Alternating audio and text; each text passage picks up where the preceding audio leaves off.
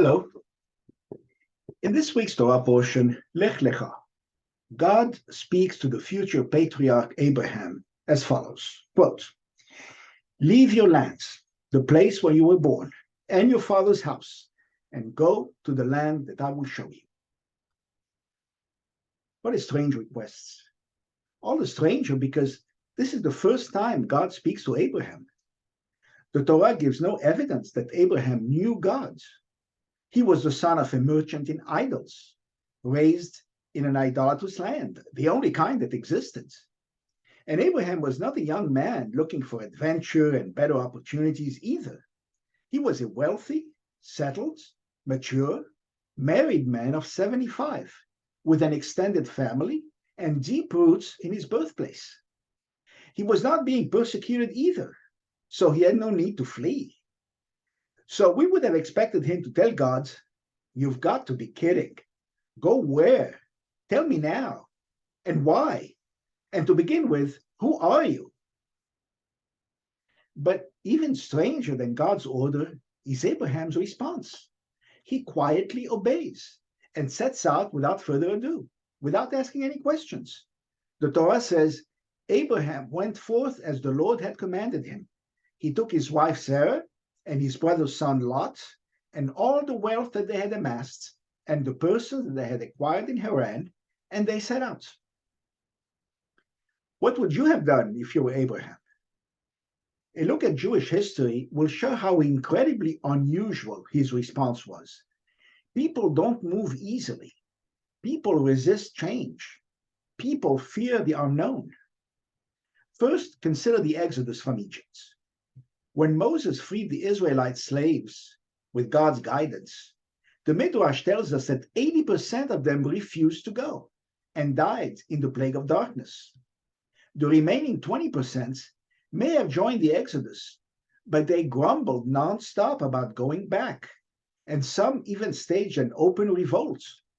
They preferred the devil they knew, slavery, to the devil they didn't know, the uncertainty of the desert and a radically new way of life.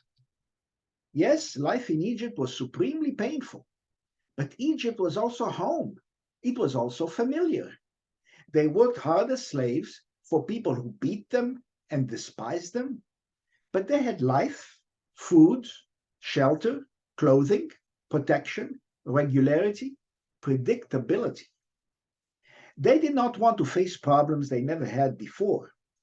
Witness what the Torah says, quote, "The people said to Moses, 'Is it because there are no graves in Egypt that you have taken us out to die in the desert? What is this that you have done to us to take us out of Egypt? Didn't we tell you, leave us alone and we will serve the Egyptians, because we would rather serve the Egyptians than die in the desert?'" And later, the whole Israelite community grumbled against Moses and Aaron, saying, "If only we had died by the hand of the Lord in the land of Egypt, when we sat by flesh pots, when we ate our fill of bread." And later, "Why have you brought us out of Egypt to kill us and our children and our cattle with thirst?" And later still, the Israelites said, "Who will feed us meat? We remember the fish that we ate in Egypt free of charge, the cucumbers, the watermelons, the leeks, the onions, and the garlic. But now we have nothing but this manna." The Midrash even says, if you can believe it, that the Israelites also complained that after Moses split the sea so they could cross on dry lands, the land wasn't dry enough and their shoes were getting muddy.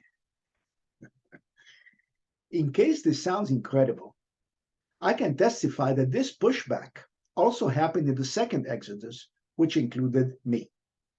The Jews of modern Egypt were forced out after the creation of Israel. The uprooting was excruciatingly painful to the heads of families who faced another kind of desert, a new land, a new culture, a new language, having to acquire new skills with no assets because they had been thoroughly dispossessed.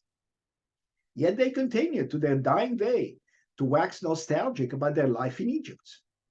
They may have been harassed, persecuted, dispossessed, and finally forced out. But they glossed over all that and frequently said, Well, at least they didn't kill us, as if not being quite as bad as the Nazis was a virtue that exonerated the Egyptians. Fortunately, I was only 18 when I left, and I was certainly eager to, quote, leave my land, the place where I was born, and my father's house. Second, consider the aftermath of the Babylonian exile. 70 years after the destruction of the first temple and the exile, the Persians defeated the Babylonians and told the exiles, good news, you can go home and rebuild your temple. But the vast majority, born in exile, did not want to go. They had built comfortable lives for themselves and did not want to move. A group of Jews returned, but did not make a mark. Almost a century later, a second expedition, led by capable, strong-willed, visionary Ezra the scribe, was more successful. Together with Nehemiah, Ezra rebuilt Judaism on a strong foundation. But all told, no more than 20% of the Jews went back. Third, consider the founding of the State of Israel in 1948. Only 5% of post-Holocaust Jewry was there to start the state. 600,000 Jews fighting for independence out of 12 million worldwide. Even with the Holocaust at their backs, and with anti-Semitism very much present at home, 95% of the surviving Jews were too comfortable where they were to physically join in this epic rebirth. People strongly reject the advice to move even when dark clouds loom on the horizon. When Nazism was on the rise, the rabbis of Europe counseled against leaving home. They said Hitler was just so much noise and would blow away. They said that Jews should especially avoid going to America where they will assimilate, or to the Holy Land where they will be ensnared by godless secular Zionists. Most European Jews accepted this advice with relief at the time. They were too comfortable to move. When they opened their eyes, it was too late.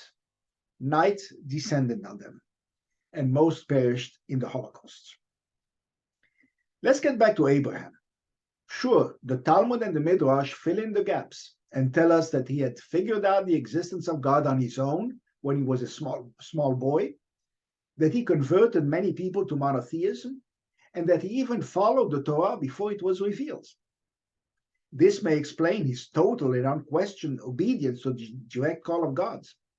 However, it is not in the written Torah.